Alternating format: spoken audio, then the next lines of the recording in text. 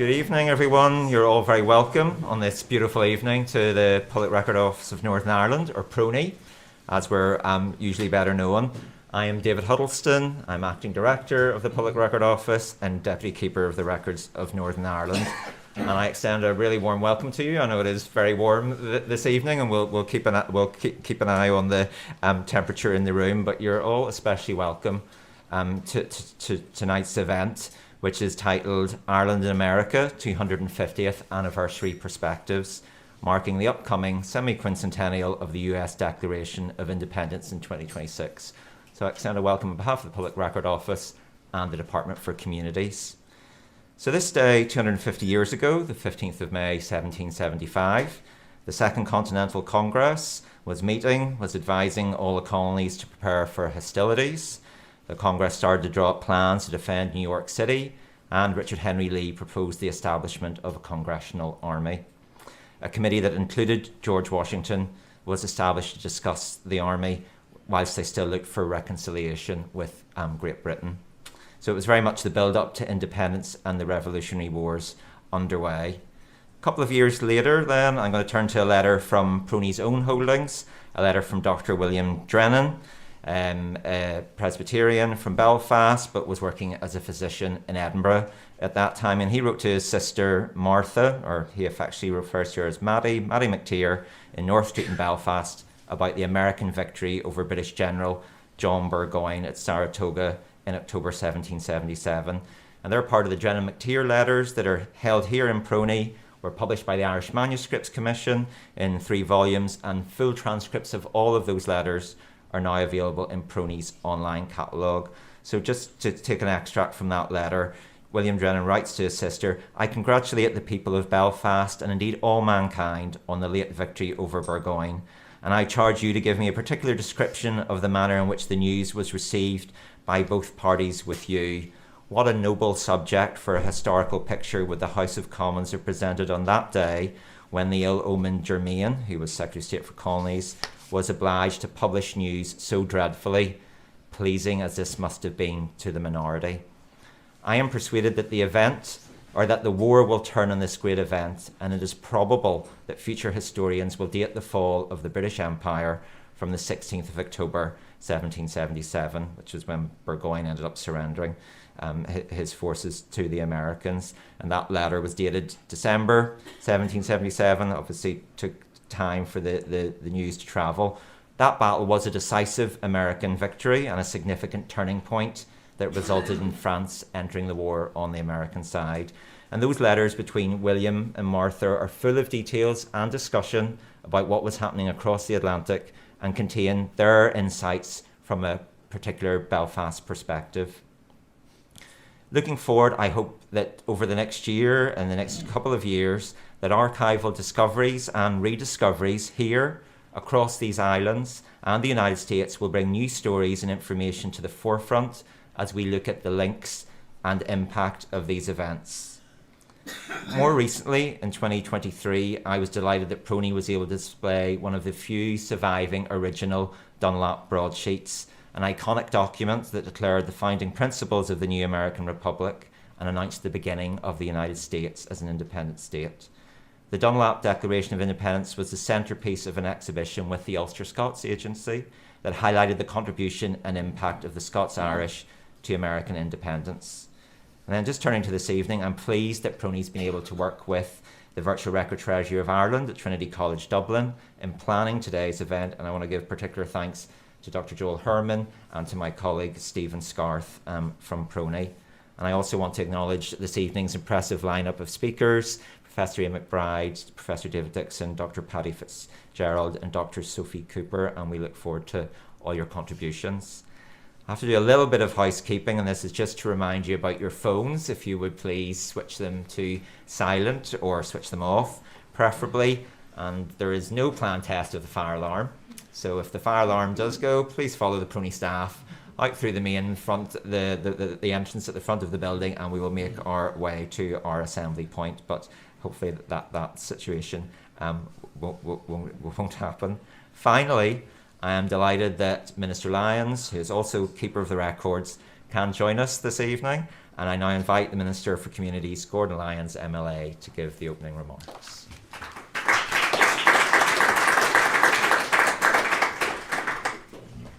Thank you very much, David. David is Deputy Keeper of the Records. I call him Deputy Dave, a title which I'm sure he loves.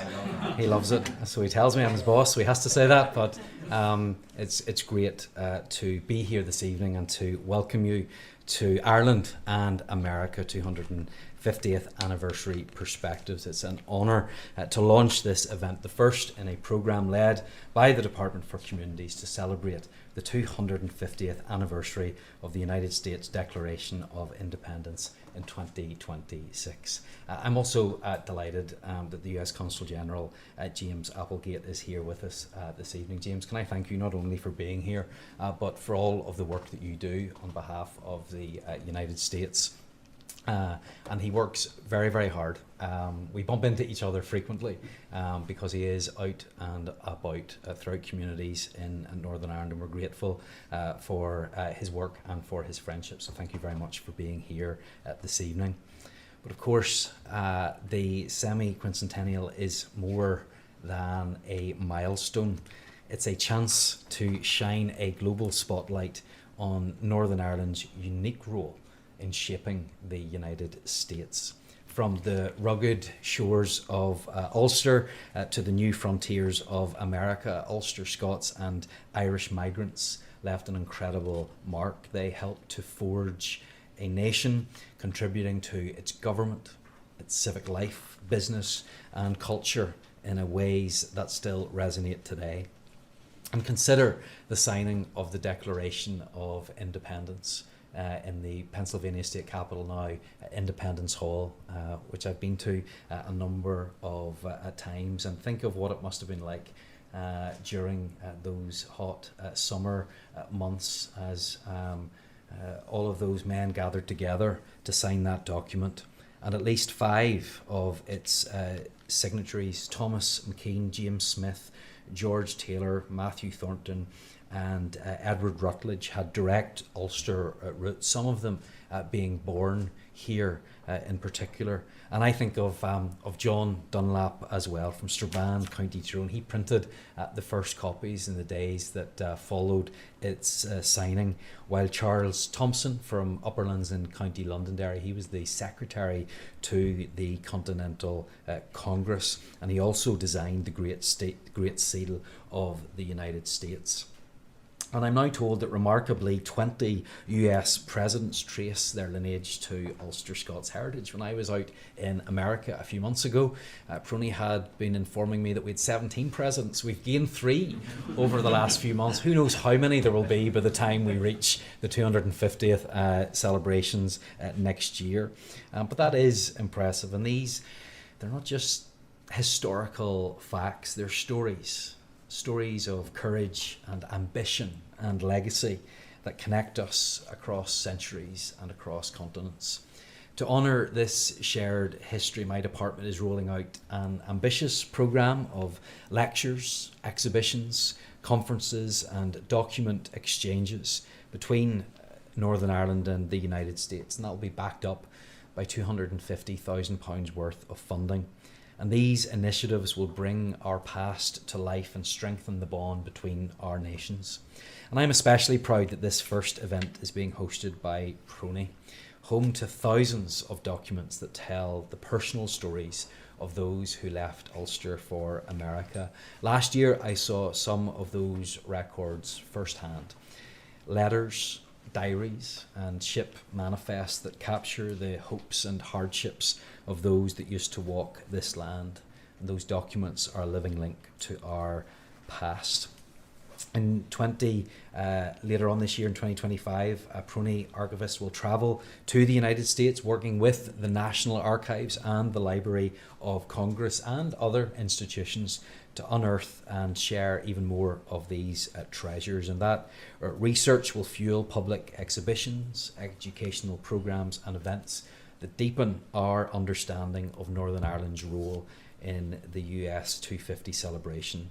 And I hope that this marks the beginning of a lasting partnership with the United States cultural institutions, with many more opportunities for us to collaborate in the years ahead. But tonight's event is held in partnership with the Virtual Record Treasury of Ireland and esteemed institutions like Trinity College Dublin, the National Archives of Ireland, the National Archives UK, and the Irish Manuscripts Commission, and that sets the tone for what is to come. And our distinguished speakers will, I have no doubt, explore the rich, complex history of Ireland and America, and I'm eager to hear their insights. I do apologise, I have to leave in about an hour or so. As much as I enjoy being keeper of the records, I'm also MLA for East Antrim, and I have to look after my constituency as well. So I hope that you will allow me to pop out at that stage, but I look forward at a later stage to hearing some of the other contributions that have been made. But as we approach the 4th of July, 2026, let us seize this moment to celebrate our shared heritage, to deepen mutual understanding and build new bridges between Northern Ireland and the United States. And I want to invite you all to engage with this programme, attend an event, explore an exhibition, or share your family's own story. Because together we can ensure that this anniversary allows us the opportunity of not only hearing the stories of those who left this land, but we can also ensure that we leave a lasting legacy for generations to come. Thank you very much.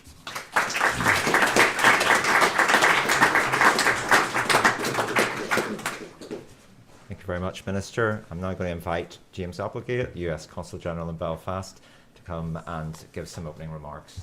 Thank you, James.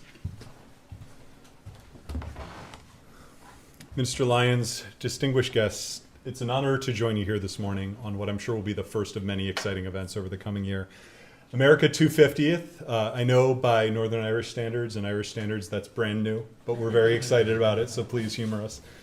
To the Minister, to your staff, the Department of Communities, and to the team here at the Public Records Office, thank you for everything you do to preserve and to celebrate our shared history. This is a story worth telling, and the Minister will be pleased to hear me say that much of it began in East Antrim.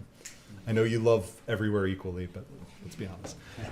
308 years ago this month, a wooden ship made her way out of Larne Harbor, sailed up the Antrim coast, and charted a route across the Atlantic. Details about the vessel are sparse, but what we do know is that the Friends of Goodwill limped into Boston Harbor in September of 1717. Its arrival marked the first recorded emigrant ship from Ulster. The 52 men and women who sailed on her left their homeland for the promise of a new opportunity and a better life. And over the course of the 18th century, 250,000 people from this small corner of Ireland sailed westward in their wake.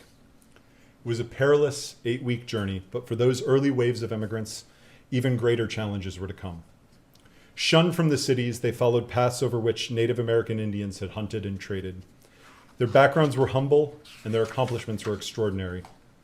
The rugged determination that built their homes and communities would also play a profoundly important role in the evolution of the United States.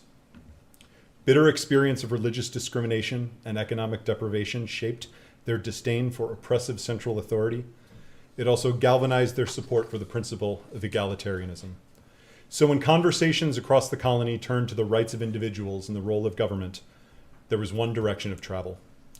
Over 3/4 were persuaded that their interests would be best served by breaking the constitutional link with the old country. At the outbreak of the Revolutionary War in 1775, around 20% of the white population across our 13 colonies were Scots or Scots-Irish. Anywhere from 1/3 to 1/2 of the Patriot Army came from that diaspora. Sometimes described as the fiery core of the revolution, these pioneers were activists, in the militia and uncompromising champions in our trajectory towards independence. As you just heard from the Minister, our declaration was handwritten by Charles Thomson, printed by John Dunlop, and given its first public reading by John Nixon. All were Scots-Irish. Many others from these shores were signatories. I hear a different number every time, so we're going to have to get this nailed down before July 4th of next year. From its earliest days, people from this part of the world shaped and molded the United States. But that is only the start of the story. Over the subsequent centuries, successive waves of immigrants from this region left an indelible mark on American identity. Things that before I took this position I would have thought of as quintessentially American, like moonshine, like bluegrass music, like marching bands, all trace their roots back to here. It's a story that not enough of my country people know enough about. Later this month on Memorial Day, the White House will mark the formal launch of our 250th commemorations, and it's written here, but I refuse to say the other word. Another area for improvement. Across the United States, we'll celebrate 250 years of our nation's resilience, as well as the spirit of equality and liberty enshrined in our nation's founding document. The Northern Ireland Executive and Minister Lyons specifically deserve immense credit for ensuring that this region's important role in shaping America's story will not be forgotten. I can attest to his efforts across Washington, D.C. last March and what he achieved, not least a memorandum of understanding between his department and the America 250th Commission. So, Minister, as you launch and spearhead a series of ambitious initiatives across Northern Ireland, over the coming months, thank you again for promoting our shared heritage. While retrospective, these efforts will also help shape future collaborations and partnerships. To the panelists here tonight, thank you for everything you do to preserve, to protect, and highlight our historic connections. I'm sure this symposium will be a productive one, and I thank you again for allowing me to be part of it.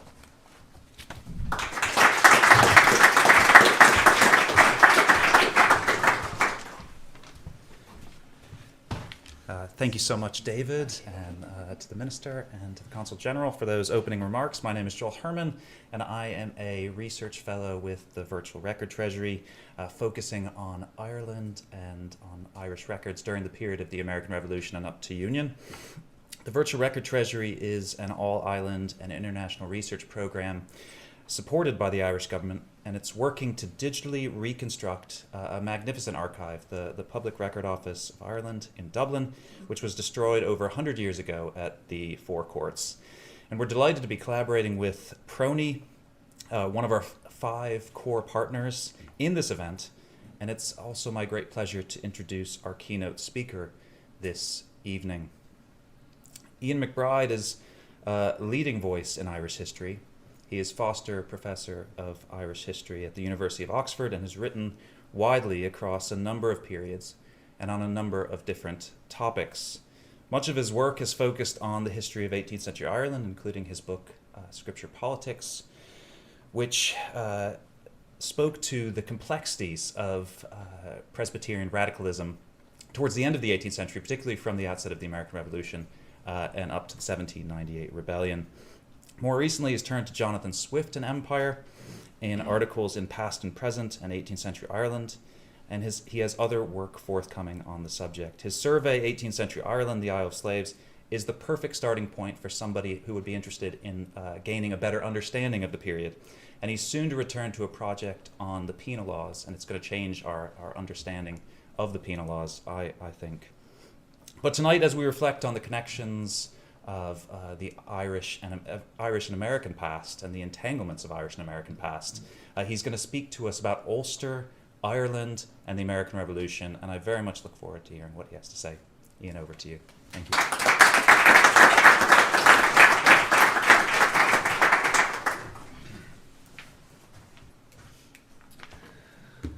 Joel, thank you very much.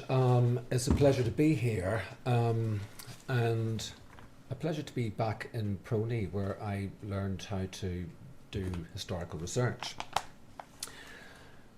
Culturally, intellectually, in its religious character and in its commercial activity and in its social composition, Belfast in the late 18th century would not have looked out of place in colonial America. It was a trading and manufacturing town. It was prosperous, it was self-confident, it was cosmopolitan in its outlook. David Armitage, historian David Armitage, once wrote that the self-image of the 18th century British Empire was, quote, Protestant, maritime, commercial and free. And that's certainly how Belfast saw itself. And Belfast also, this was a globalizing moment. in history, and naturally Belfast liked to see itself at the centre of globalising developments. The majority of its inhabitants were not only Protestant, they were Protestant dissenters, and there were 5 Presbyterian meeting houses in the town, which covered the spectrum from enlightened rationalism, the sort of liberal avant-garde at one end, to orthodox Calvinism at the other. And Belfast had ideas above its station. When the first Presbyterian congregation had a vacancy in 1789, they invited the Reverend Richard Price to take up that position. And Richard Price, along with Joseph Priestley, was really the most famous, celebrated left-wing intellectual in the British Isles at that time. I use the term left wing slightly anachronistically. And behind him in that caricature is Edmund Burke, the most celebrated conservative intellectual of the period. And it's important to remember that image of Burke with the symbol of religious authority in one hand and the symbol of monarchy in the other. He didn't come, which is unfortunate, but never mind. Belfast was democratic in its deliberations. Its town meetings were politically exciting. It was a centre of print and literacy. It was the epicentre of volunteering, the volunteer movement, which I'll come back to. And of course, in its political instincts, it resembled the American colonies. By 1780, Belfast had acquired a reputation as the Boston of Ireland. A number of times this title was used, and it wasn't intended as a compliment. Incidentally, Robert Heintman's census of 1791, October 1791, the month the United Irishmen were founded, discovered 18,320 inhabitants in Belfast. The total had risen by 40% in just 10 years. And that is exactly the number of inhabitants of Boston in 1790 when the first United States Census was carried out. I can't quite believe this. I can't quite believe that David Dickson, my friend, isn't going to tell me afterwards that I've missed something crucial. But I have checked this several times. So Belfast, exactly the same size as Boston. And of course it had connections with the American colonies. Waddell Cunningham, the first chairman of the Belfast Chamber of Commerce, reputedly the richest man in the town, possessed a sugar estate on Dominica. And other families in Belfast, leading commercial families like the Joneses, the Blacks, the Ewings, even Dr. Alexander Halliday, the liberal conscience of the town, were invested in the slave complex of the Caribbean. To be a citizen at this time meant to be a propertied man, but it did not mean that women were oblivious to the political excitement of the Age of Revolution. And one of the gems in PRONI, which we've already heard about, let's see, there, very quick slide projector, quicker than me. One of the gems is the collection of Drennan McTeer letters. There are more than 1,400 of them written between Martha McTeer and her brother, William Drennan. The topics range from courtship, his inept, bowel movements, hers, troublesome, and the efficacy of various laxatives. Hairdressing, his and hers, very expensive in Dublin, which is where he lived. How to wear a cravat properly, life after death, and all the major political and literary works of that era. I will say something about Drennan later, but I just want to note now that Martha McTeer commented at length on most of the major events of the late 18th and early 20th or early 19th centuries. And in the very first letter of that series, in January 1776, she wrote to William in Edinburgh, enclosing a copy of the Belfast newsletter with the town's petition against the American war. The letter contained an attack on a fairly eminent Scottish divine whose name was Dr Joseph McCormick, and who was a critic of Ulster radicalism. One of the things the American War did was divide the Scots Presbyterians from the Ulster Presbyterians. Not a complete divide, but the Scots, at least the established Scots Presbyterians, were pro-government, and the Ulster Presbyterians were mostly anti-government. Martha McTeer referred to McCormick as a man hackneyed in servility. In Belfast, she noted approvingly, political affairs were treated with manly freedom. She said, though she was not well qualified to write on the subject. And in the early letters, she often says that, well, I'm not really qualified to talk about politics.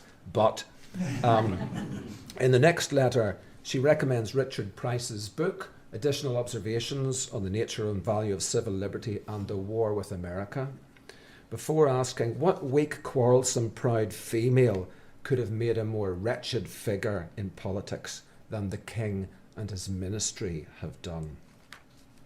Now, I'll return to the Boston of Ireland a little bit later and to its citizens, but I want to say something first of all about how Ulster impacted the American Revolution, and then flip the lens the other way and look a bit at how the American Revolution reverberated in Ulster.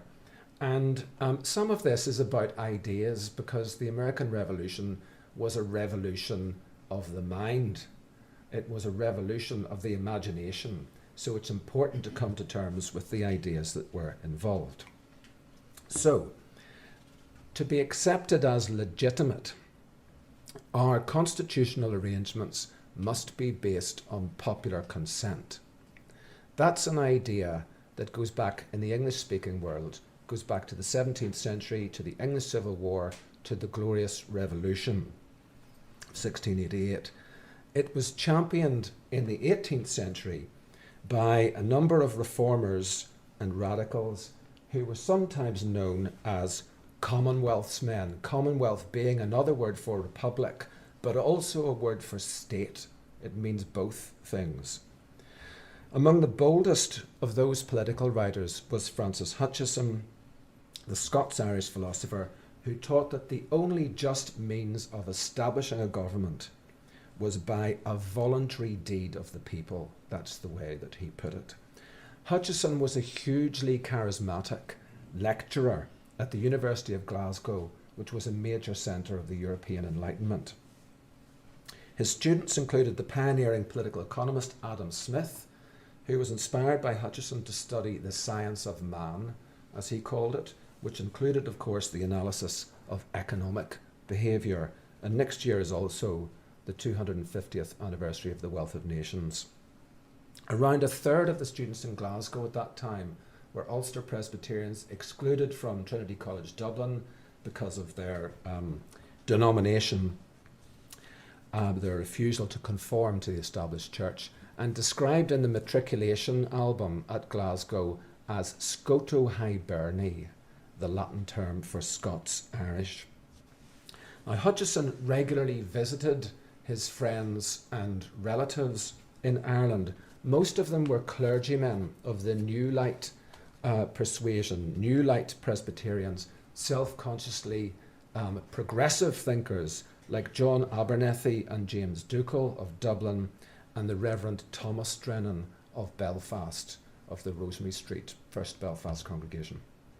His closest friend was his cousin William Bruce, a bookseller in Dublin, and the manuscript of Hutcheson's magnum opus, A System of Moral Philosophy, was circulated among his friends and former students for criticisms and comments. And I was just looking today at some of the correspondence between Hutcheson's relatives about this. They were raising subscriptions to have the work published, and in some cases they changed what he'd written, which I don't think anybody has really appreciated yet, but the correspondence is here. Hutcheson inspired devoted followers.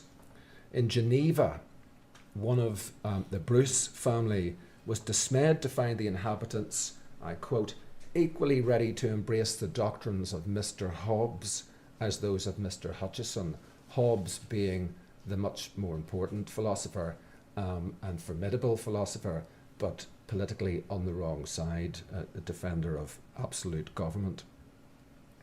And that letter is here. In The Hague, Archibald MacLean, originally from Monaghan, convinced a French cleric to translate an early textbook of Hutcheson's entitled The Compend into French. At the College of Philadelphia, the Vice Provost, Francis Allison, who was born in Donegal, recycled The Compend, the same textbook, in his lectures almost word for word. Many of Allison's pupils would become politically prominent during the American Revolution. 2 signed the Declaration of Independence. No inflation there. They definitely did. There were 2 of them. And 4 were members of the Continental Congress. In Ireland itself, when William Drennan, the founder of the United Irishmen, was tried for sedition in 1794, he invoked the same radical dissenter heritage in defence of his political conduct.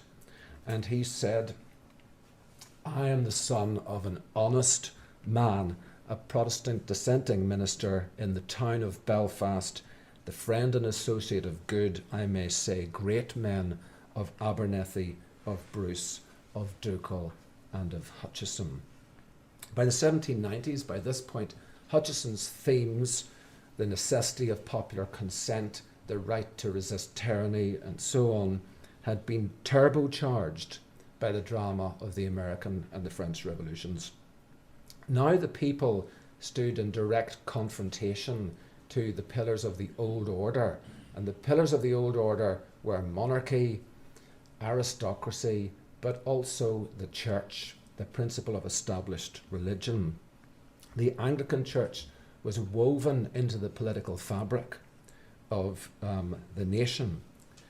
In that situation, dissenters were inevitably suspect, politically suspect. The stubborn persistence of alternative religious ideas, combined with their experience of exclusion and alienation, created fertile ground for the reception of new politically subversive ideas. As they took up the cause of Irish independence in this period, the radical dissenters eventually began to re-evaluate their attitude to the Catholic population also. And of course, in October 1791, the Society of United Irishmen in Belfast issued its manifesto calling for a cordial union among all the people of Ireland. The political message of the United Irish movement was Hutcheson on steroids. The System of Moral Philosophy contains a chapter entitled How Bodies Politic Are Constituted. And what that means is how political society comes into existence. Hutcheson says this can only be by some kind of contract. And in a pivotal paragraph, he explains that the civil power is formed by 3 separate decisions taken by a whole people. So there are 3 contracts. This is quite a distinctive view. 1, we must all agree, each one of us with all the rest, that we are a people. The first thing we have to do is agree that we're one society, because then we can accept majority rule. If we don't agree we're one society, that doesn't make any sense. So first we agree we are one people. Secondly, the whole people must agree a form of government, some political structures. And there you can imagine a constitutional convention of the kind that gathered in Philadelphia in 1787. And then 3, a mutual agreement between the people and the government that we will obey them in return for them carrying out their administrative duties. Now, Hutcheson didn't mean to suggest that every political society had gone through those 3 stages in a sort of formal sequence, but he thought that there must have been an agreement in the past that combined each of those 3 elements in order to create a society that we would regard as just. And the key thing for him was to show that the people retained a separate identity from the government, independently of the government, which would enable us, the people, to impose restrictions on authority and ultimately to depose monarchs who forfeited their right to rule. And this was something that Hutcheson was particularly keen on. So the object of the state is that we combine our resources in the interests of the general happiness, the phrase that he used. Furthermore, if a nation should find that the constitution it has designed doesn't work, if it's detrimental to the public good, then we have the right to revoke the powers we've given to the government and remodel the political system as it sees fit. Now, contemporaries regarded Hutcheson as a particularly unflinching proponent of this idea, the right of resistance. And this was true. One student recalled that he possessed, quote, the magical power to inspire students with a love of virtue and, quote, an abhorrence and contempt of tyranny and tyrants. He venerated the Glorious Revolution, the revolution that brought William III to the throne, as, quote, this is another former student speaking, the unanimous voice of a free and independent people throwing off the oppressive yoke and dethroning a tyrant who had forfeited his right to rule them. I don't know if many of you know what Rate My Professor is. a thing that you have in the United States. Attention please, no documents will be issued after 7:15 p.m. It would be appreciated if documents no longer required are returned to the issue desk as soon as possible. Thank you for your cooperation. Very good. Hutcheson would have scored very highly on Rate My Professor. Now, Hutcheson dominated the university curriculum in the 18th century in North America, but also in the dissenting academies that were established in the north of Ireland. In Philadelphia, Francis Allison's pupils faithfully recorded in their notebooks the precise 3 steps by which a constitution was arranged. And I won't read this out now because we don't really have time, but they're there in the same order. And this is a student notebook from one of Allison's students, which is in the University of Pennsylvania library.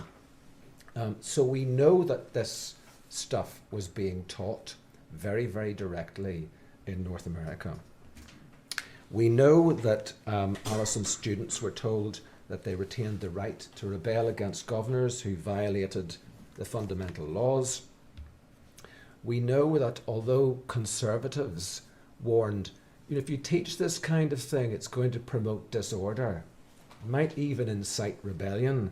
And Allison's response to this was Hutcheson's response, almost verbatim.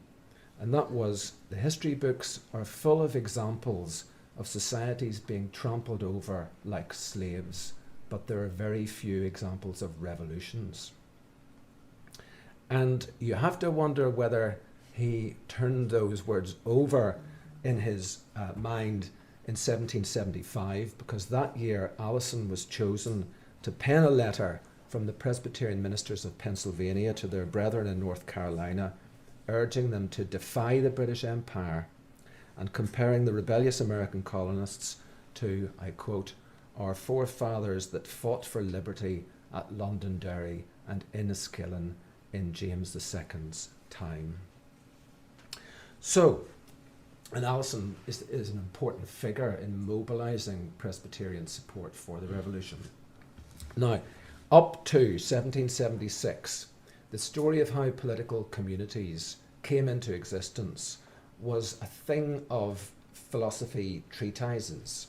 It belonged to that sort of abstract discussion, what people at the time called the state of nature. What had happened? It's a kind of thought experiment. What would happen if there was no government? What was it like in the primitive past before we accepted that we all should obey a common authority? But the publication of the Declaration of Independence, by which the 13 colonies claimed the right to become free and independent states, transformed the political horizon. Here is one of the more revolutionary passages of Hutcheson's textbook faithfully recycled by Francis Allison at the College of Philadelphia. But as the end of civil power is acknowledged by all to be the safety and happiness of the whole body, any power not naturally conducive to this end is unjust, which the people who rashly granted it under an error may just abolish again when they find it necessary to their safety to do so. And there, the second paragraph is Jefferson's Declaration of Independence. Whenever any form of government becomes destructive of these ends, it is the right of the people to alter or abolish it, and to institute a new government, laying its foundation on such principles and organizing its powers in such form as to them shall seem most likely to affect their safety and happiness. Now, to juxtapose those passages isn't meant to overstate the influence of Hutcheson on the American colonists. At all steps in the Revolution, the English philosopher John Locke was more frequently and more plainly cited, explicitly cited as a source of authority. There was no single understanding of the people in the late 18th century, but a kind of overlapping idea which derives something from John Locke, something from Tom Paine, an important figure in the American Revolution, something from the Declaration of Independence itself. But it's no accident that pro-American sympathy was so strong in the north of Ireland. One Lord Lieutenant wrote to London that the Ulster Presbyterians were Americans in their hearts, and if they're not rebels, it is hard to find a word for them. And again in the 1790s, Ulster provided the most fertile soil for revolutionary ideas, and as I'm sure many people here know, Bastille Day was celebrated more fervently in Belfast than in any other town or city in the British Isles. The dissenters were a territorially concentrated community, which is important. They were deeply resentful at their exclusion from political structures at both local and national level. Hutcheson, later radicals like Drennan, were shaped by that environment, and so too were Francis Allison and other Scots-Irish immigrants in colonial North America. So to recap then, Europeans were familiar with contract theory, but in 1776 and for the next decade, they see contract in practice. They see collective decision making taking place dramatically across the Atlantic. They see what Hutcheson regarded as voluntary deeds of the people, and observers were mesmerised.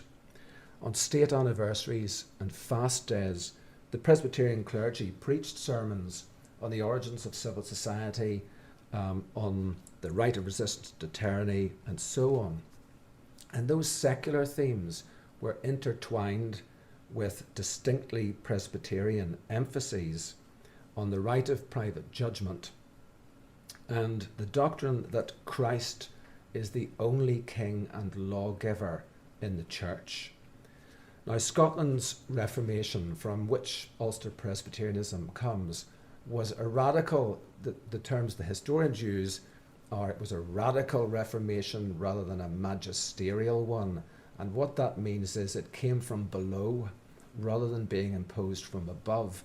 And coming from below, it struggled with the government, with the state, with the monarchy in Scotland.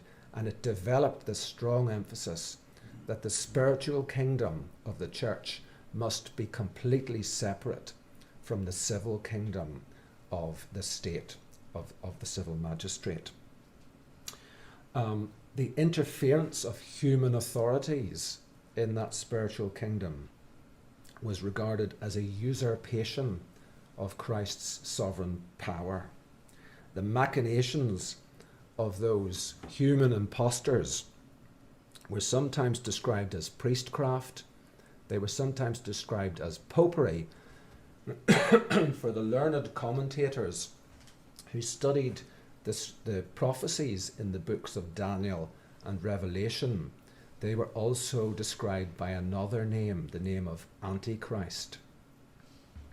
And the key to understanding the seismic impact of the American Revolution and the French Revolution in the north of Ireland is that they transformed both the civil and the religious spheres. They're not simply about government in the sense that we understand it today.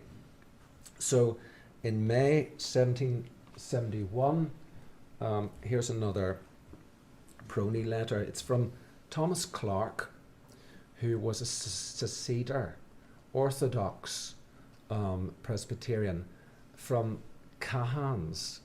Patrick Duffy will know whether I'm pronouncing that correctly. Right, okay. Right. In County Monaghan, and he wrote to William Weir in Stewartstown, a merchant in Stewartstown, saying, I call you to besiege heaven that the Lord may prevent bishops and deans from coming over into America. There's a great talk of it now, which excites great anxiety and terror in the hearts of many. This is writing in County Albany, near Philadelphia. The blood of many Christians is to be found on the skirts of their surplices. And later letters to the Weirs in Stewartstown say, come over here, move here. You can live without the tithe master and without the oppression of the landlord. And there again, you see that church and state are closely joined together at this time. Now, Ulster Presbyterians were fascinated by a state which had no established church, and also fascinated, of course, by the destruction of the confessional state in France in 1789, when papal authority is excluded from France, and disabilities on Protestants, the sort of flip side of the penal code in Ireland, are brought to an end. Millenarian tracts were printed in Belfast, in Newry, in Strabane and Monaghan. Prophecies were inserted in the Northern Star, the United Irish newspaper, and the message that was spelled out in these was, to quote the Reverend William Staveley of Knockbracken near Belfast, that the saints of all nations were now about to cast off those chains of slavery that have been forged by hell and Rome, to bind down the lives and the liberties of men. There's William Staveley in a sort of, slightly reminiscent of the Reverend Ian Paisley in his less accommodating period. And Staveley was a covenanter, like the Reverend Ian Paisley's mother, at the really fundamentalist end of the Presbyterian spectrum. But millenarianism, the belief that the second coming of Christ would inaugurate the establishment of the kingdom of God on earth, was part of the Protestant mainstream. It wasn't a fringe phenomenon. The dominant tendency in Ulster Presbyterianism was the New Light faction, whose members refused to subscribe to any confession or creed because it restricted their right of private judgment, because all confessions and creeds were human, not divine. But that emphasis, which went back to the Reformation and the original Reformation principles, was also filtered through the Enlightenment. So the Reverend Samuel Barber of Rathryland, who published 2 attacks on the Church of Ireland in 1787, inspired partly by the Virginia Statute of Religious Freedom, denounced the whole idea of a state religion as completely alien to the teachings laid out in the New Testament. History demonstrated that the alliance of church and state led inevitably to religious persecution.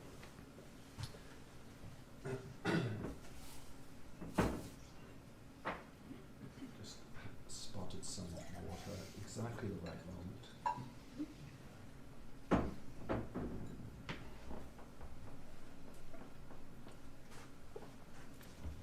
Barber claimed that the tithe system, which funded the established church, was socially unjust and a hindrance to agricultural improvement. On the latter point, he quoted from The Wealth of Nations, the book published by his professor at Glasgow, Adam Smith. All New Light clergymen condemned the use of compulsion by the state in matters of religion. The interesting thing about Barber is he was the first person to say Catholics under the penal laws are also victims of persecution. And this is a very important moment. And it was Barber who preached the inaugural sermon to the General Synod of Ulster in 1791, in June 1791, telling them that what is happening across the Channel in France has been foretold in the scriptures. And if you want to understand, in other words, what is happening on the European continent is the fall of Antichrist. And if you want to understand the future, what's going to happen in the future, Barber suggested, turn your eyes westwards to the expanding American Republic, where every man worships God as his conscience directs. In Belfast in the same month, an inner committee of the town's volunteers was organising a spectacular parade for Bastille Day. And this is the point where William Drennan circulates his Irish Brotherhood paper, a short pamphlet calling for a conspiratorial club, which will be called the Irish Brotherhood. Now, Drennan was now a medical practitioner in Dublin. He was a dreamer, and here he is looking like a dreamer, a dreamy poet, which is what he was. His republicanism was of the neoclassical kind. It blended admiration for the austere virtue of the Romans with the transparency of Jean-Jacques Rousseau, the Genevan philosopher. Drennan was obsessed with oath swearing, not swearing, but taking oaths. And I'm not quite sure why. I mean, that was in the air in the late 18th century as a sort of symbol of male Republican solidarity. And in 1781, he published an anonymous address to the volunteers of Ireland.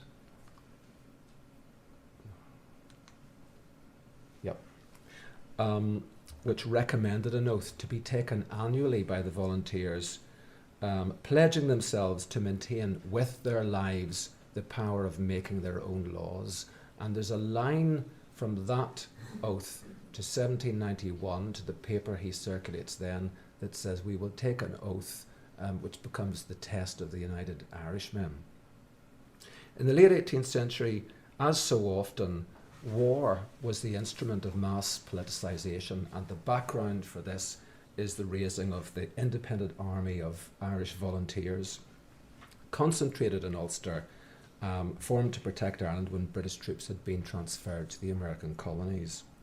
So I said at the beginning, the American Revolution is a revolution in the mind, but in Ireland it's also a revolution in political relationships, because the experience of these citizen soldiers being mobilised really changes political life. They draw up their own articles of association. They draw up addresses to their reviewing generals, which become occasions for political debate. They go to meeting houses and listen to dissenting ministers preaching sermons of the kinds that I've been describing earlier. And eventually all of that ferment culminates in a convention held in Dungannon in 1782, which pressurises Britain into granting legislative independence to the Irish Parliament. Why Dungannon? Because it was the central point in Ulster. That was the reason that was given. But I wonder if there was some sort of reference to the O'Neills there. I'm not sure. Drennan chose one of his volunteer mottos as the title of his Brotherhood paper. And the motto was Idem Sentire Agere Dicere, which loosely translated means think, act, speak as one. And in this he proposes something like an alliance between the dissenters and the Catholics, though it's rather muted at that point. It's renamed the Society of United Irishmen, and defending it to a sceptical friend, he contended that the intermingling of sects was the best method of enlightening the gloomy mass of Catholicism. Not quite the sort of upbeat message that you might expect from the founder of the United Irishmen, but there it is. Now let me try and pull this together by way of conclusion. The notion that all political power rests ultimately with the people is a relatively recent one for me. 3.5 centuries ago, I mean from my perspective, 3.5 centuries ago, the dominant view among English speakers was that legitimate political power was invested in hereditary monarchs who ruled by divine right. That was the ideological position that Francis Hutcheson set out to demolish. The paradigm for the old belief system was located in the book of Genesis. Surely God had appointed Adam to rule over Eve and their children. That was the underlying ideological principle of the old system. The structure of political life was regarded as morally justified because God had authorized it, not the people, but God. Such views were held as confidently and unthinkingly as our own notions about the superiority of democratic government, although maybe we don't hold that unthinkingly so much. Perhaps in the next century, our faith in popular sovereignty will be regarded as a historical curiosity, rather like the divine right of kings, something that history undergraduates are asked to make sense of in their essays. After all, the only safe conclusion to be drawn from the study of the human past is that one day our myths and illusions will seem just as exotic as those of pre-modern societies seem to us. One of the problems posed by Drennan, the founder of the United Irishmen, was who are the people? That's what he asked in June 1791. And he meant, obviously, are Catholics to be entrusted with the franchise?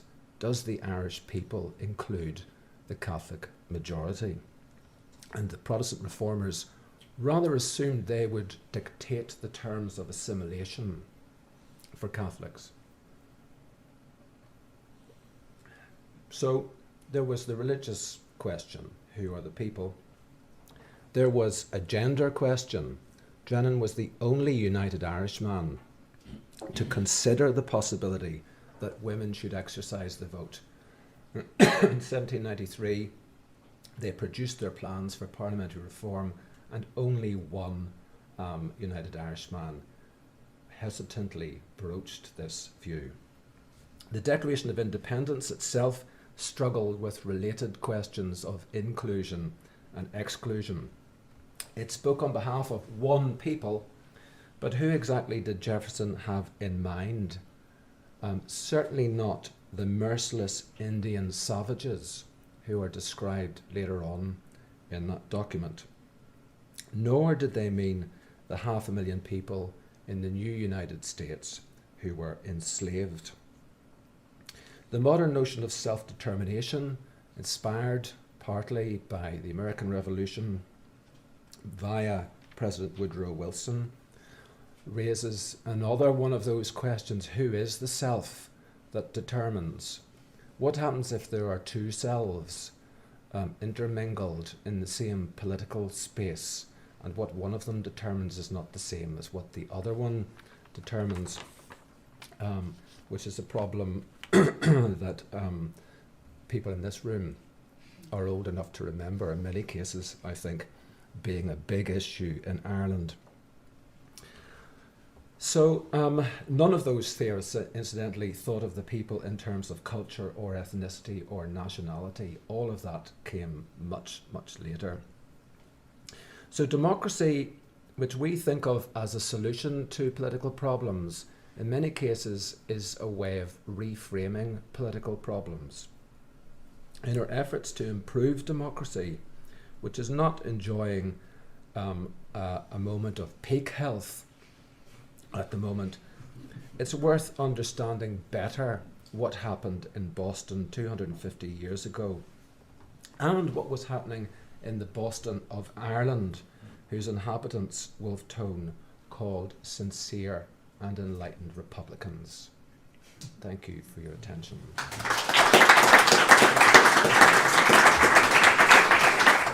TV colleagues. Okay. That was excellent. I'm really glad to see as many of you have stayed on. For those of you who don't know, my name is Stephen Scarlett. I'm Head of Public Services here at PRONI. I'm just going to quickly introduce our three speakers, our three distinguished panelists, who you can see in front of them. And Joel will be coming up later to chair the session. So each of the speakers is going to speak for about 10 minutes each, and then we're going to open up for a wee bit of a Q&A, and then we'll be finished. So our first speaker, panel speaker, is Professor David Dickson, formerly of Trinity College Dublin. He's going to be talking about the 18th century, and in particular, the American Revolution, a note from the Northwest. Professor Dickson has written extensively on emigration from Ireland to the English-speaking world, specifically on global dispersal of Irish merchants, graduates, missionaries between the 18th and 20th centuries to Africa and India. He has also published on Irish urbanisation with a focus on Dublin and Cork and the agrarian history of Ireland and its regions between 1650 and 1850. Our second panellist is Dr Patrick Fitzgerald, who will be talking on Ireland and America in the 19th century. Dr Fitzgerald is the Head of Research and Development at the Mellon Centre of Migration Studies at OMA. He is previously Curator of Emigration History at the Folk Park and Lecturer and Development Officer at the Mellon Centre. He's written extensively on 18th and 19th century migration. Paddy is a long-term friend of PRONI and who we've partnered with for many, many years and hope to continue. Our final speaker, last but not least, is Dr Sophie Cooper, who will be finding Irish-American connections during the 20th century. Dr Sophie is at Queen's University. She focuses on Irish and the Irish diaspora history from circa 1800, paying special attention to gender, female, religious orders and urban spaces.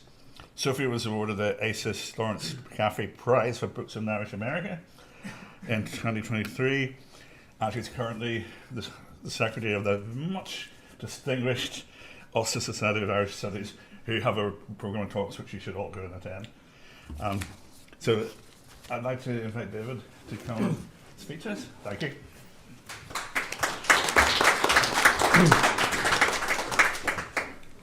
Well, thanks to all the organisers of this great event, and I'm privileged to be here. And I also am delighted to follow such a masterclass that we've had really from Ian.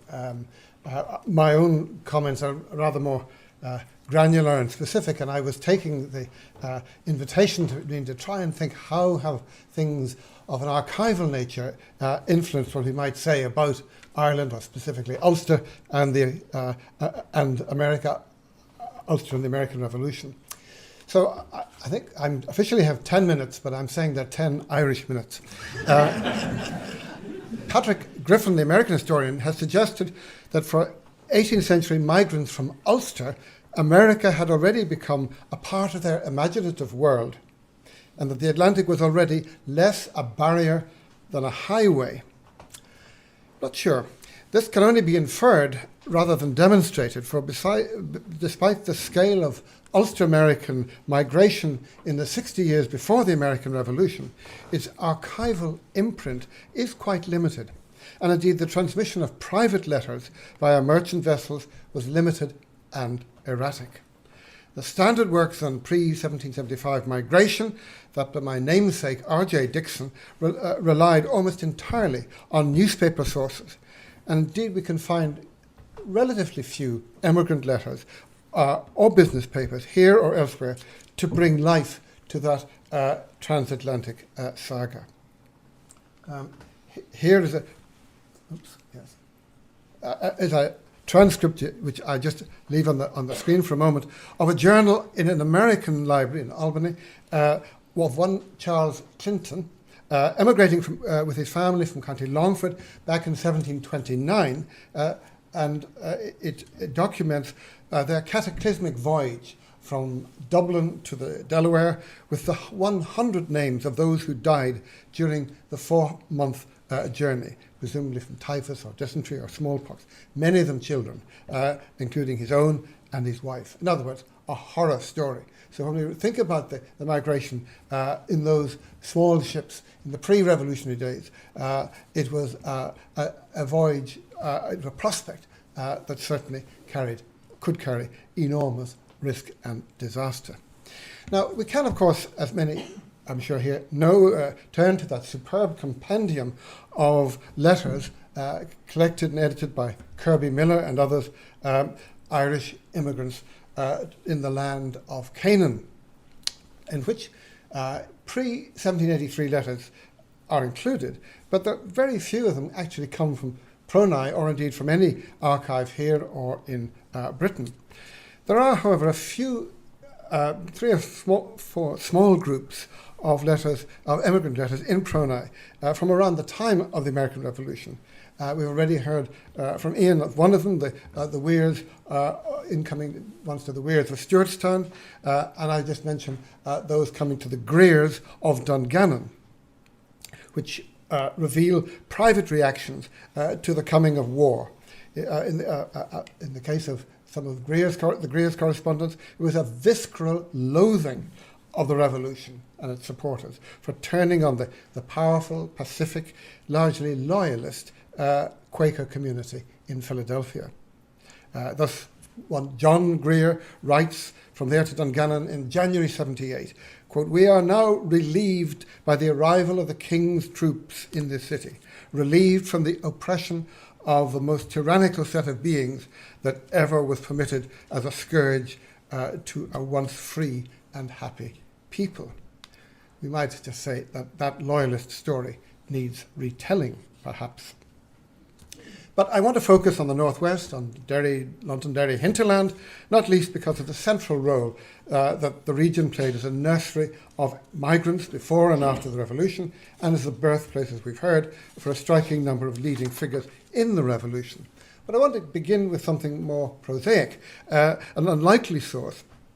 You might say that's in this building, business letter books of a Derry ironmonger, Andrew Ferguson, son of the Manse, which runs from 75 to 1786. Early on in 75, we find Ferguson sharing his fears with his English suppliers that, quote, "our unfortunate disputes with the colonies, if it continues any time, must effectively ruin this country." Now, clear what country he's referring to, whether it's Ireland or Britain or the two. Then 4 years later, we find he's adapting to the war and commencing the processing of almost certainly smuggled tobacco on the side, and at the same time taking the paramilitary initiative, organising a 70-strong volunteer corps, the Burt Foresters, among his neighbours near Derry, for whom he's importing... The public record office is now closed. Please ensure all documents have been returned to the issue dates. Thank you. The Burt Foresters were getting their muskets and bayonets, thanks to Ferguson, that he's importing from Birmingham suppliers. An initiative driven, as he says, by fear of the American privateer Paul Jones hovering off the coast, and by the fear by then of French invasion. Now, one of Ferguson's commissions during those years was to supply ironware for the great house, a building near Newton Stewart, Baronscourt. Now, sorry. Baronscourt. And it's from there that we have the Abercorn papers, that exceptional collection of estate and personal material from North Tyrone. The remarkable flow of letters from the family's estate agents to their employer runs continuously from the 1730s up to the 20th century and illuminate in granular detail the state of the local economy and the coming of the concerns of the Abercorn's vast tenantry. So just a snippet or two from that, reporting on how the American crisis was registering in the district by 76. The agents of the Abercorn spoke despondently of the near loss of the American market for Ulster linen and the complete loss of American supplies of flaxseed coming in. Then in 1778, he's alarmed about how this country is really wild and up much by the accounts from America. Wild in a sense of exuberant wild. I never was more apprehensive of a rising, though hereabouts we seem quiet. It's a year of failure in trade, no money, great distress. Again in 1779, the agent's focus was on the political fears of the surge in volunteering, especially around Strabane, which is, quote, certainly driving at something more than defending us from invaders. Free trade would not free trade would not content the first stirrers up of it.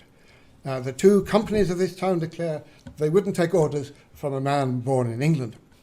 And the dissenting ministers now talk of a rising.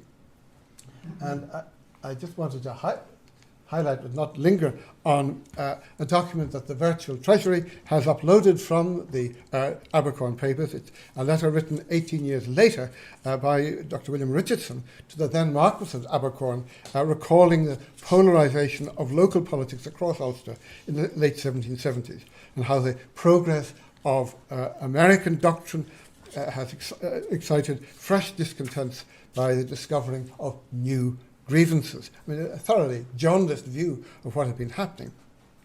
But the writer Richardson went on to say, the old grievances, however, were not forgotten, as your lordship may have seen in the History of Ireland, written by Mr. Crawford, a gentleman I met at Barron's Court, that in enumerating the objects of volunteering, he admits a modification of rent to be one. In other words, telling Abercorn dangers ahead. Well, the individual that mentioned there in the later Abercorn letter was, of course, the Reverend William Crawford, Presbyterian minister of Strabane, whose 2-volume work was published in the town in 1783. It provided an emollient patriot history of Ireland that caught the volunteer zeitgeist, and had 1,500 or so subscribers across the 4 provinces, 6 in America, including 3 members of the McClenaghan family in Philadelphia, the most famous of whom was Blair McClenaghan. Now, McClenaghan is, of course, one of that gallery of revolutionary heroes from the Northwest, less well known than General Richard Montgomery from Convoy, he of Montreal and Quebec, or General William Thompson, we've heard of from Maharaa, or General Walter Stewart from Letterkenny. But McClenaghan is a bit different. There are no statues or memorials to him. Also, I think, probably born in Convoy, County Donegal, emigrating in the late 1750s. In the decade before the Revolution, he became a major figure in Philadelphia life, became very wealthy on the familiar trades of flaxseed and potash over to Ireland and in the emigrant trade westwards. Him there, in slightly later life. Now, one of his vessels during the war played an extraordinary part in privateering. Indeed, it's that part of his history that really sets him up as a revolutionary hero of sorts in some eyes.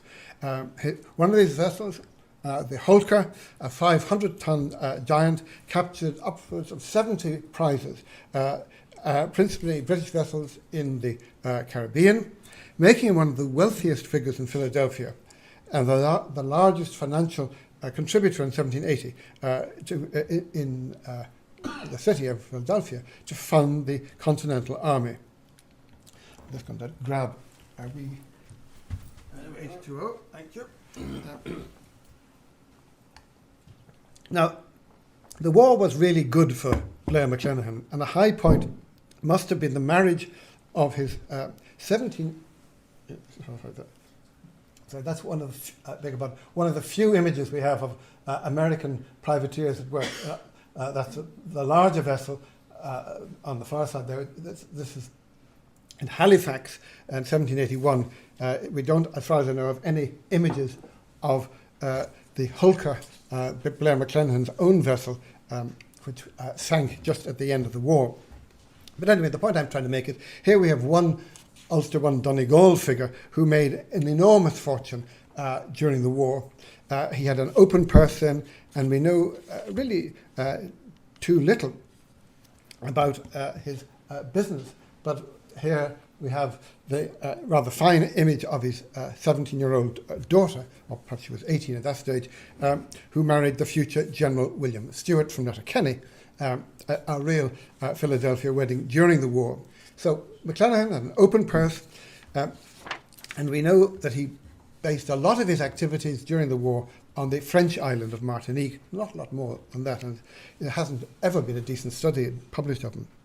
Now, no sooner had the war ended than one of his ships, aptly called the Congress, arrived to take on emigrants from Newry for Philly in autumn 83. Then, in spring 84, the same vessel appeared in Derry, this time with McClenaghan himself on board. Here, our key source is the Londonderry Journal, the early volumes of which are here in PRONI on many reels of microfilm, Mic 60, their value being recognised long ago by Brian Traynor. The founding editor of that paper was the Edinburgh-born, Dublin-trained George Douglas, an intriguing figure who carried his civic patriotism onto the pages of his paper. Sympathetic to the American cause before the war, while casting a cold eye on slavery, playing it safe during the war, but giving maximum coverage to volunteering and welcoming the new dispensation in 1783. It's from his paper that we know of the arrival of McClenaghan's ship in May 84 and of its vigorous advertising for emigrants. Then in June, the remarkable fete, F-E-T-E, that was held on board where, quote, the people of Derry were invited to breakfast and a dance and an army band. It's one way of saying we're looking for emigrants. It was the end of July before the vessel departed for Philadelphia, carrying 650 passengers. McClenaghan stayed behind in Ireland for a while. He attended the volunteer review here in Belfast in 84, famously, contributing some remarkable observations about it. Then back at home, where his celebrity in Pennsylvania soared in the late 80s and through the 90s. He became a controversial public figure in on monetary policy and as a supporter of the French Revolution, emerging as a leading anti-federalist. He entered first Pennsylvania, then national politics as a Republican congressman, strongly supported by the local Presbyterian vote. Now, his buccaneering instincts had earned him a huge fortune in the war, but they served him less well in the polarised political world of the 1790s. And Blair the Great, the Irish guardian of the state, fell out with his former business colleagues, and by 1799 he had become seriously indebted. A misjudged, indeed probably fraudulent, dispersal of his extensive property to family members led to financial collapse and imprisonment. In 1800, his young cousin Samuel Moore, fresh from Derry, visited him in prison and noted ruefully, back to Irish family, that McClenaghan was unlikely to get out soon. Well, he did get out, secured a minor public appointment, thanks to Jefferson, but died unremembered some years later. So, to sum up, as we know from certainly later emigrant letters, life in America could be represented in so many lights. Land of opportunity, paradise of freedom from rent and tithes and arbitrary power, a place where hard work was always rewarded. Or, alternatively, an empty, lonely world far from the sociability of rural Ireland, where taxes were steadily rising and where undesirables from the old world were crowding in. Or simply, America as a grand lottery, where some people prospered mightily, but even for those, the prospect of yellow fever, commercial recession, or fraudulent partners could so easily wipe it all out. And that's what Blair McClenaghan found out the hard way. And so did the Londonderry Journal's George Douglas, forced to leave Ulster in 1796 as his, we might say, ecumenical patriotism was overwhelmed. In the next 20 years, he tried his hand as a bookseller and as a publisher in 3 American cities, but he died in relative poverty and obscurity in New York in 1828. But, of course, his paper lived on. Thank you.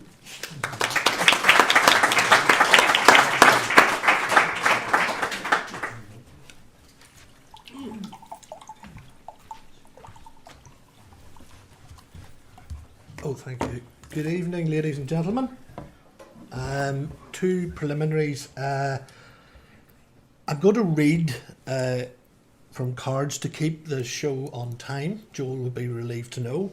And secondly, as a migration specialist, I'm going to keep my focus quite tightly on migration. Just to say that the cartoon of 1843 depicts the liberator Daniel O'Connell addressing Irish America on the evils of slavery. As the immigrant family respond with, and I obviously paraphrase, "Forget your highfalutin ideas about abolition. We are doing very well, thank you, and our kids will do even better." Already before the Great Famine, we can detect the emergence of what I've called divergent agendas between developing nationalist Ireland and Irish America. Back in the early 1990s, when I began work as a curator at the Ulster American Folk Park, the chief executive and founder of the Folk Park, Eric Montgomery, sat me down to share the basic outline of the story of emigration as he retained it. In the 18th century, Ulster Presbyterians settled rural Appalachia, supported the Patriot cause, and subsequently carried the American frontier west. With a neat period of hiatus, then in the 19th century, poverty and hunger drove Catholic migrants from across the island of Ireland to settle the cities. They built America, but their hearts remained at home in Ireland.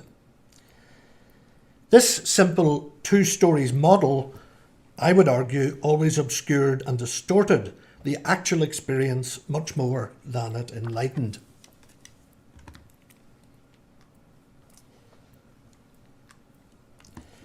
Still today, in 2025, some people imagine that the so-called big story of Ulster American emigration was settlement in the 18th century. But this simple bar chart betrays that idea. Emigration from the 9 counties of Ulster makes it abundantly clear that in terms of volume, it is very definitely not the case. As you can see, the light-coloured green bar from 1700 to 1800, 150,000. On the right-hand side, the figure for the 19th century, 1.6 million. So more than 10 times greater in the 19th century. The outward migration flow from 1800 to 1900 is therefore more than 10 times that, as I say, of the 18th century. Emigrants from Ireland, like those from across Europe, usually left a rural old world for an urban new world. The 3 main emigrant narratives at the Folk Park reflect that. Mellon, Campbell and Hughes all left rural dwellings to embrace city life across the Atlantic. It's crucial not to neglect this key transition at the heart of emigration, transoceanic emigration. Stand ahead, there we go. From 1827, the majority of transatlantic Irish emigrants embarked for the New World from the Mersey port. By 1845, this had risen to 90%. Migrants who adopted what was known as a stepwise strategy became seasoned to an urban industrial world in Britain before arriving in America. It's important to recognise this transitional phase. You can certainly mount an argument to suggest that Liverpool was in some meaningful sense the capital of the Irish diaspora. Oh, I'm not keeping up. Liverpool, thank you.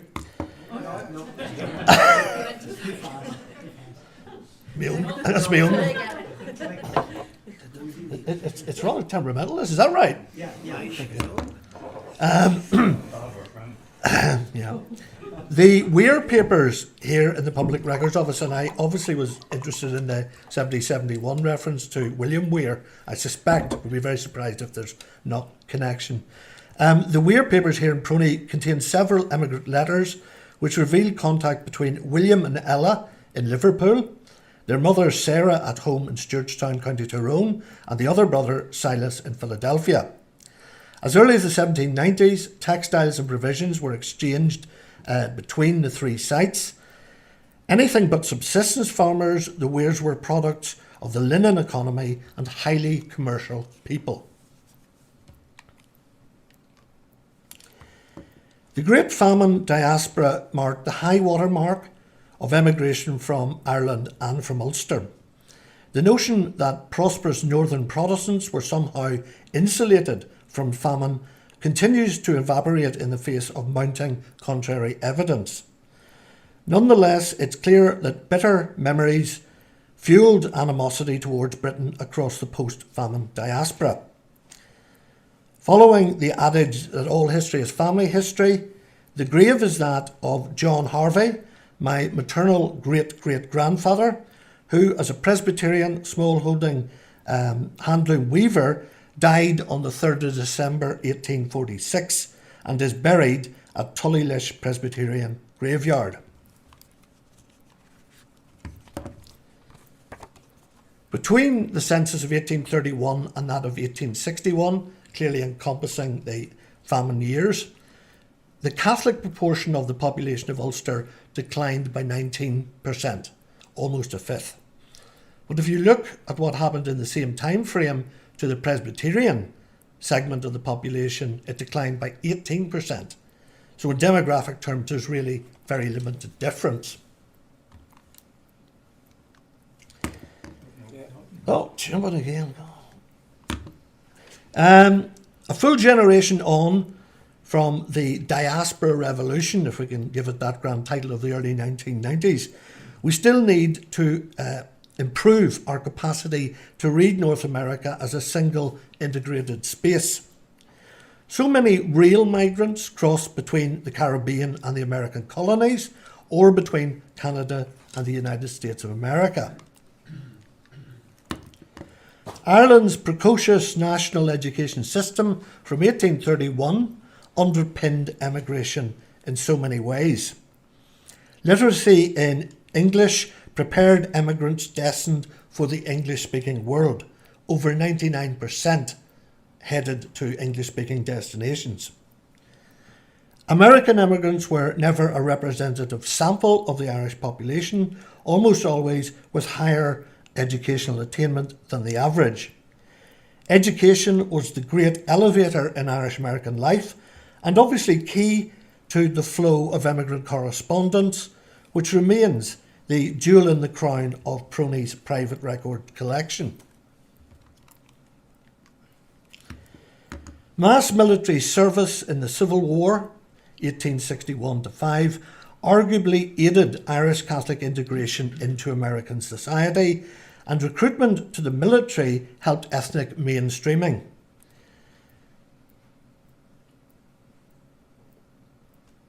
The Civil War also had a huge impact in Ireland itself. No war between 1815 and 1914 comes close to the impact of the American Civil War in Ireland. Oh.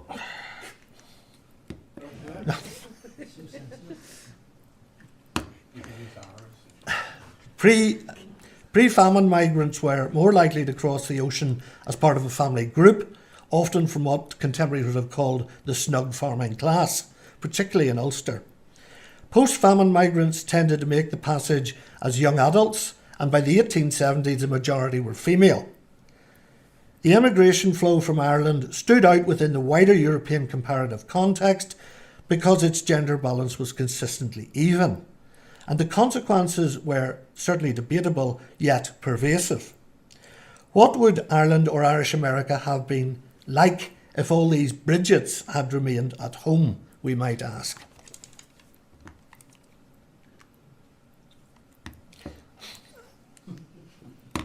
Thinking about the process of becoming American, may I turn to this letter, which is not in PRONI, but is in our immigration database.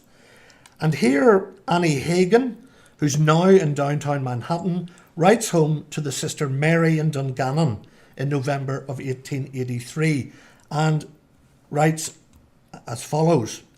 There were 2 holidays in this city last week.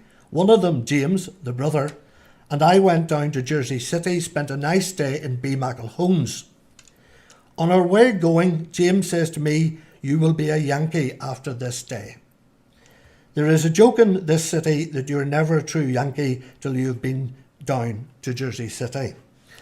2 interesting things there is the reference to B. Homes, which I think clearly suggests that Mary in Dungannon recognises who those Homes are and sees them plausibly as part of the Dungannon diaspora, in this case in Jersey City, and the lovely way in which these informal markers mark out that transition to becoming an American, in this case a Yankee.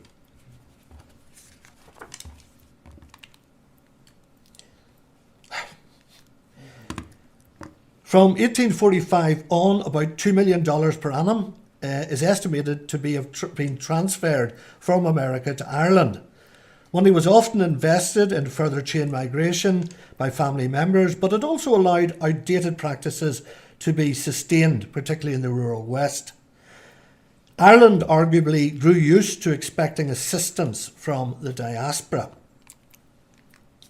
Penultimate slide, and I want to turn here under the heading of emotion to the diaries of James Harshaw, a respectable farmer and Presbyterian elder from Donaghmore on the Armagh Down side of the Armagh Down border. In his diary, he enters the following entry on the 20th of November 1860. A dark, soft, wet day, Absalom packed up this morning and prepared to leave for Belfast on his way to Liverpool and New York. I had a long talk with him this morning, kissed his brow in the wee parlour about 11 o'clock and went out to the fields. He left about half an hour later. James's lump in the throat moment where he couldn't bear to witness his youngest son's departure.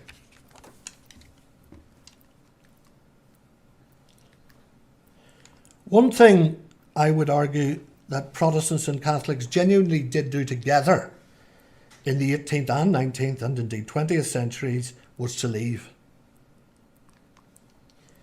The feelings they experienced reflected commonality, I would argue, to a much greater extent than contrast.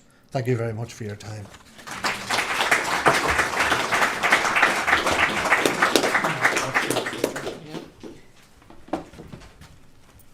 I think I'm just going to press the buttons. Seems safer. So, thank you very much for sticking with us, but also to the organisers for inviting me. I think standing here, it's quite an interesting place to be thinking about connections. I mean, Titanic might not have been the most successful moment of transatlantic connection, but looking out on the shipyards, if you cross the lock, you have St. Clair Seaman's Presbyterian Church, which was built as a memorial to 2 sons who had died in America. Everywhere you look, you should go to the American bar. It's great. There's all of these connections. And these connections throughout the 20th century are largely building on networks and themes from earlier centuries, things that Paddy and David have both talked about. So I'm going to largely focus on the archives that are in PRONI, just to highlight some of the types of connection we can kind of look at. I mean, during this time, it's a time of consolidation, especially for the new state of Northern Ireland, and also normalising relations between Northern Ireland and the US, and also Northern Ireland and the USA. So, the spectre of emigration is kind of all around. These are just 2 pages from Nora Workman's A Summer Trip to the Western Isles, which is actually from 1899, so I did blur the boundaries slightly. But this is a cruise that the Society of Antiquarians from Belfast take from Belfast, and they go around the north and west of Ireland. The first page, you can't really read it, but I recommend you come and look at it yourself, mentions that the island of Tory is the first land sighted by American steamers. And I think this is really interesting because it kind of plays into these representations of Ireland, the kind of rural idyll, but, also slightly empty. But this isn't just for US tourists. This is also for returning migrants. And there's not a huge amount being done on this research-wise so far, but David Fitzpatrick's work on the Americanization of Ireland has really provided us with some important starting places. This isn't just about red petticoats and the quiet man. It's also about the children of the diaspora who come back. So Eamon de Valera is most famous, American-born, obviously quite key in Irish history. But on the eve of the First World War, Americans were by far the largest group of foreigners in Ireland, around 13,000 or 45.3% of those born overseas. And they're largely on the west and northern counties. So often in Connacht, weirdly, but not actually that weirdly if you read the book, Leitrim has the highest number of Americans in the whole of Ireland relative to total population. It's also very high in Donegal, Derry, and the kind of western Ulster counties. So this is really interesting in how we actually visualise and think about the influences in Ireland during the 20th century.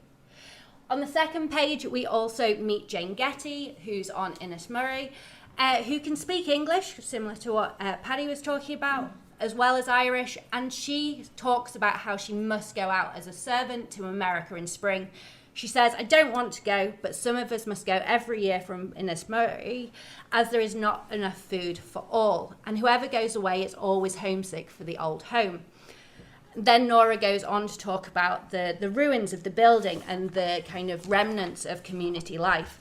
So we have this kind of spectre of emigration constantly, and that continues. I mean, some of the largest migration from Ireland to America is in the 1950s. So this is a constant kind of movement. We also have some policing connections. So this is one of the, it's a letter from the police in Boston asking for the whereabouts of Catherine or Lillian Clark. They can't find her. She's not in Ulster. They say, just ask down south. They might have a clue. But it's quite interesting because you have this kind of connection at a policing level. This is started way back in the 19th century. The Irish-American Dynamite campaign really kind of, you've got Pinkertons coming over. This is a continuation of a 19th century kind of network. And I mean, that's not even to mention the huge amounts of Irish people going into the police across the States. And we see this, if you think of St. Patrick's Day parades, all the way up to now, or even just going into Irish bars here and in the States, there's often the kind of the badges from different police units kind of in the US and here. But we also have huge amounts of military connections. This I thought was a really interesting photo. It's from the Allison collection, which is from Armagh. PRONI have a great Flickr website where you can just spend hours going through all the photographs, which I clearly did. But this is Maureen Donnelly of Armagh, and she's the first GI bride of in Armagh. And she married the beautifully named Artie Mudge. So this is Artie Mudge and Maureen Mudge, which is slightly unfortunate. But so they have a lovely honeymoon, and then he goes off to war. He comes back, which is yay. And then they move together to New Jersey. So this is also kind of new types of emigration. We've got about 30,000 US troops based in Northern Ireland from April 1941. And we still have an even kind of clearer influence of the US in Northern Ireland through the GIs themselves, but also through cinema and music and things. I think Bangor Museum have a great thing about the cinema and the GIs in the city, but also the scandal of that time. So we also have mainly positive diplomatic connections. I really like this one because it makes me feel like I'm in a Hollywood film. There's a letter to my dear Meminger, which I can kind of imagine the moustache. There's not huge amounts of this kind of glimpse into diplomatic contact in PRONI at the moment, but that doesn't mean it doesn't exist. There's mainly a file that says, well done, we're appointing you. Oh no, you're going on holiday. We'll talk to the Vice Consul while you're away, and the such like. But I mean, again, this is continuing something. The first US consulate is opened in Belfast in 1796. This is continuing a longer story. But I say it's mainly positive diplomatic relations. There was a bit of tension. So there's some awkwardness after the First World War. These are a series of letters from 1924, and basically there's a pushback against the US choice of vice consul in Belfast. This guy had previously been the vice consul in Newcastle, and the British government accused him of securing passengers for the US liners by hook or by crook. He basically told any British person who was going to America, there may be slight mirroring, if they didn't get a US liner, if they took a British ship, they might have a few issues getting their visas sorted and they might not be allowed in. So they should buy their tickets on American liners.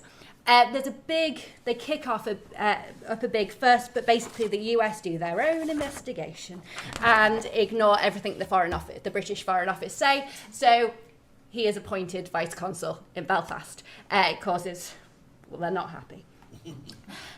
There's other things as well. Like, we think of state archives as being largely about the political, the higher levels of things. And yes, again, slight echoes. Big tariff war in 1948, especially around linen. So there's a lot of papers in PRONI on the imports and exports, especially between Northern Ireland and the US.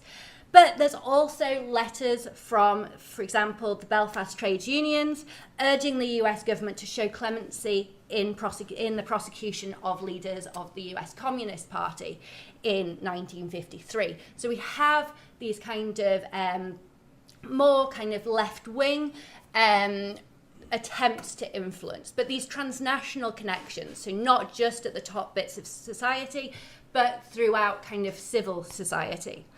And I think there's also, there's there's a great book by Maurice Casey, which also highlights these links between radicals in Ireland and in the Soviet Union and in the US. And if you look at something like Shannon Airport, how it was used by Soviet planes for a long time during the Cold War, how it's now used for the US military, you find these kind of touchstones throughout kind of Irish society.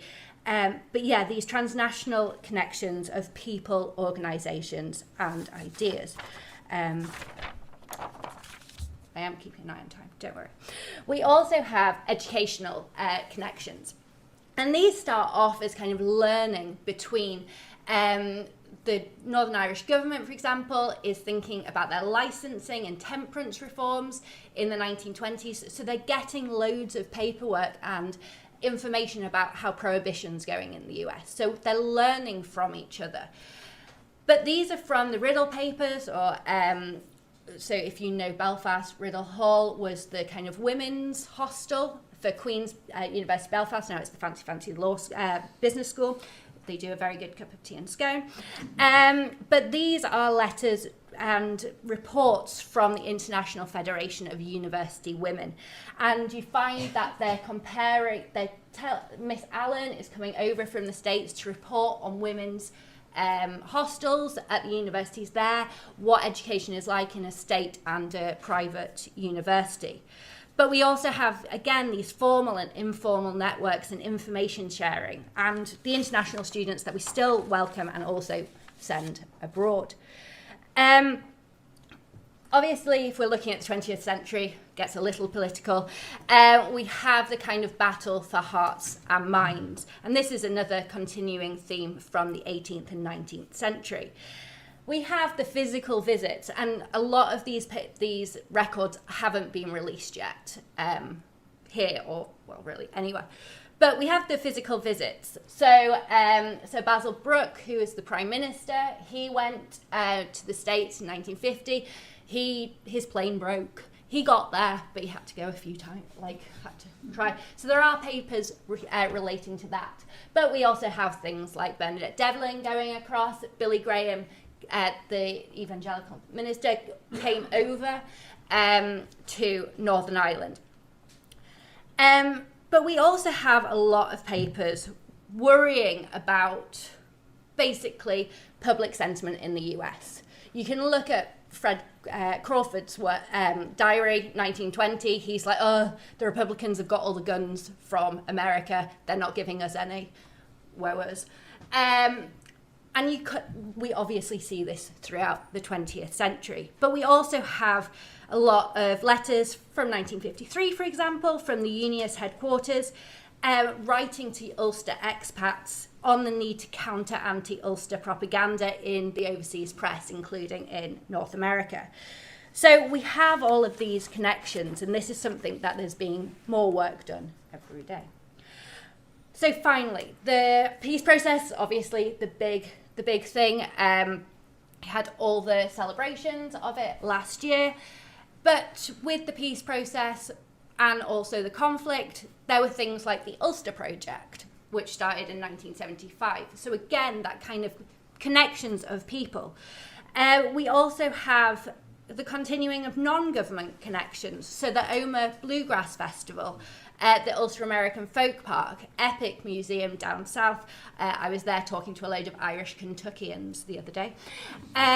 Country to Country, which is, at the SSE. The International Appalachian Trail, GAA clubs, Study Abroad, St. Patrick's Day, and the Searchlight. We have these layers of connection.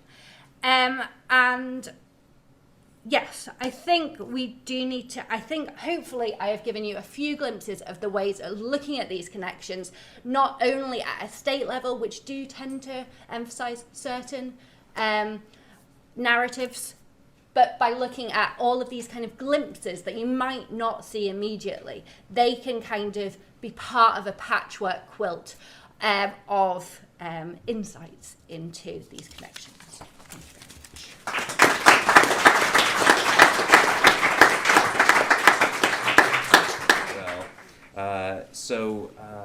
The Virtual Record Treasury has a number of resources for the study of Ireland and the American Revolution, and there's more due to be released at the end of June.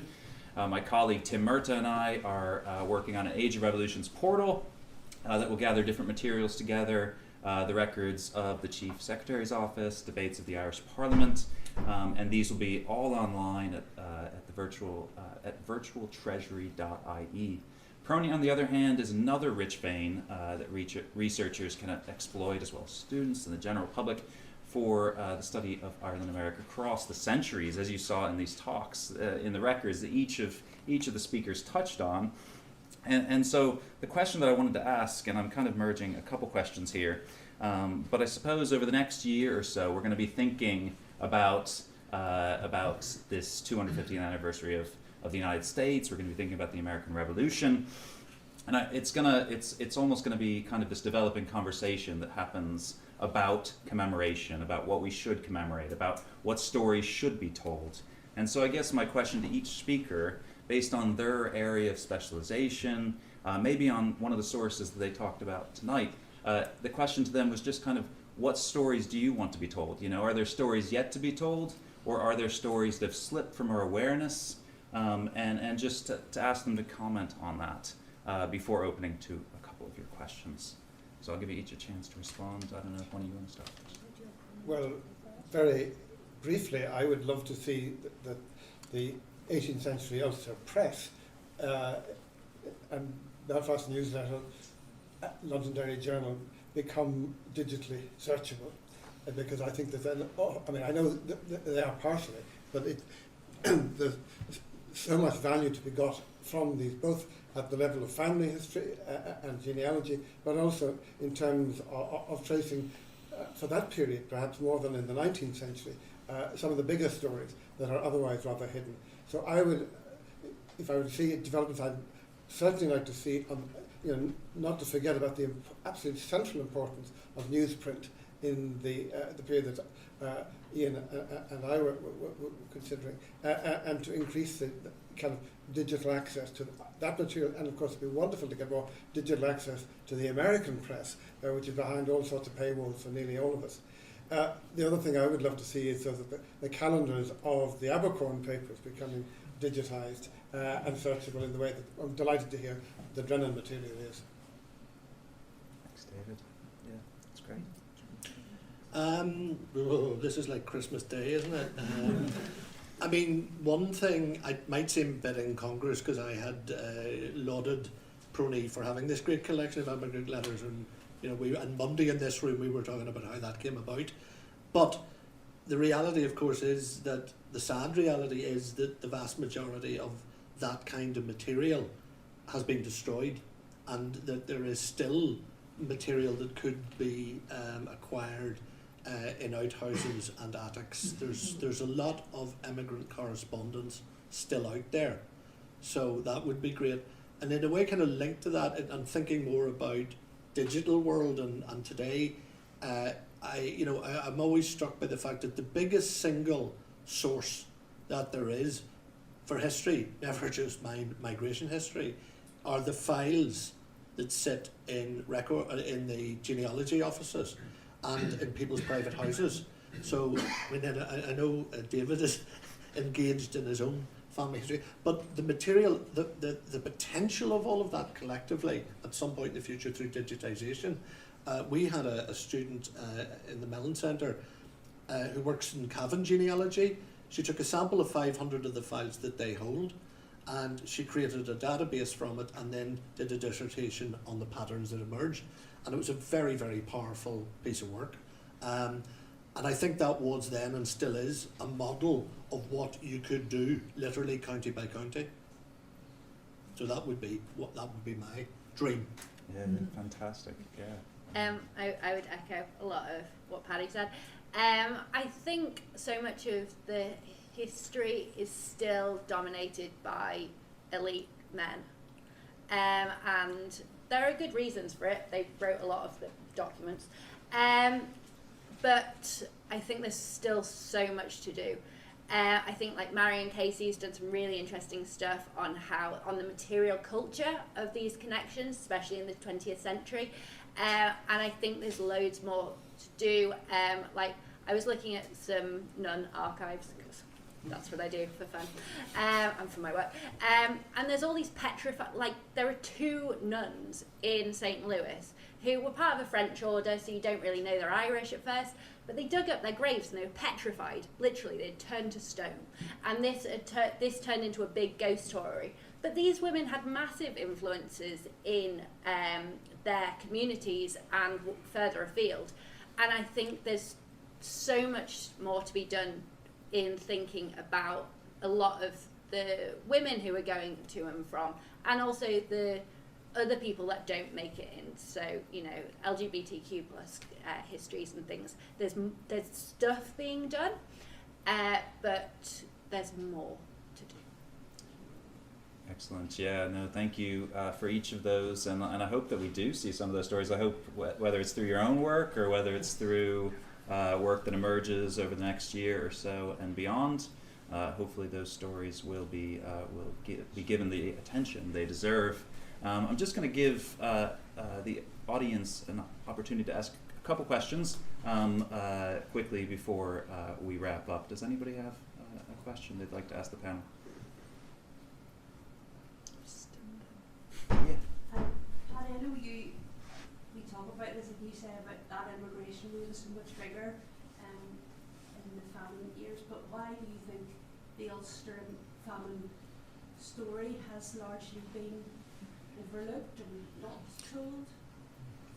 Well, I mean, I would argue that, in fact, and suppression is a very strong word, but the desire not to develop that narrative or, throw light on the experience began in the famine itself. But obviously, going forward into the late 19th and early 20th century, unionism politically, it was an awkward, unpleasant, not helpful politically story. The idea that Protestants in Ulster didn't gain the economic advantage that the union was supposed to bring was deeply uncomfortable. The existence of a Protestant rural underclass in Ulster in the 1840s was uncomfortable. I mean, it might have looked like a nice headstone for my great-great-maternal grandfather, but your mind cannot help but put yourself into his position. I don't know what killed him in December of 1846, but the reality that it's very, very likely that it was one of the contagious diseases that circulated. So I think, in a way, and I think we're seeing this gradually being stripped back. Robin Atchison at Queen's has done some really interesting work in South Belfast around the memory of the famine. It's been happening quietly in communities, rural and urban, that the discovery and memory of the Great Famine as a Protestant, as something that Protestants experienced, is definitely happening gradually. But I think I showed Eric Montgomery, who was a senior civil servant in the Department for Information under O'Neill, so I mean that was the view that he took. He did not see, and probably didn't want to see, a Protestant Great Famine.